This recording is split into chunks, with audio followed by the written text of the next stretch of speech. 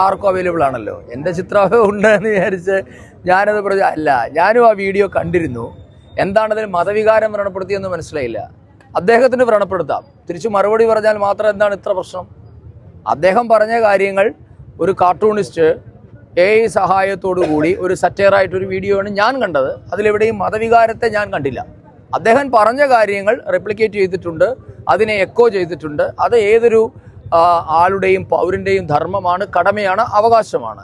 അതിനകത്ത് ഏതെങ്കിലും വികാരം വ്രണപ്പെട്ടിട്ടുണ്ട്, പുള്ളിയുടെ വ്യക്തിപരമായ വികാരം വ്രണപ്പെട്ടിട്ടുണ്ടാകാം. പക്ഷെ അദ്ദേഹം കോടിക്കണക്കിന് ഹൈന്ദവ സ്ത്രീകളെ അപമാനിച്ചപ്പോൾ പൊട്ടാത്ത വ്രണമൊന്നും ഇപ്പോൾ വ്രണപ്പെട്ടിട്ടില്ല. അന്ന് പൊട്ടി അത്രയും എന്തായാലും ഇപ്പോൾ പൊട്ടാൻ സാധ്യത വളരെ കുറവാണ്. കാരണം അന്ന് അദ്ദേഹം എന്താണ് പറഞ്ഞതെന്നും അദ്ദേഹം എന്തിനു വേണ്ടിയാണ് നിലകൊണ്ടതെന്നും നാട്ടുകാർക്ക് മുഴുവൻ അറിയാമല്ലോ. എന്തായാലും ഞാൻ ആ വീഡിയോ കണ്ടതാണ്. അദ്ദേഹം പറഞ്ഞ പ്രകാരത്തിലുള്ള എന്തെങ്കിലും വികാരം വ്രണപ്പെടലുണ്ടോ, ഏതെങ്കിലും മതമുണ്ടോ എന്നൊന്നും ഞാൻ കണ്ടിട്ടില്ല. അന്ന് നടന്ന വലിയൊരു രാഷ്ട്രീയ വിവാദമായിരുന്നു അത്. ആ വിവാദം ഒരു AI സാങ്കേതിക വിദ്യയോടുകൂടി ഒരു സറ്റയറായി ചിത്രീകരിച്ചിരിക്കുന്നു മാത്രമാണ് എൻ്റെ ശ്രദ്ധയിൽപ്പെട്ടത്. ബാക്കി കാര്യങ്ങൾ നടക്കട്ടെ. ഓക്കെ.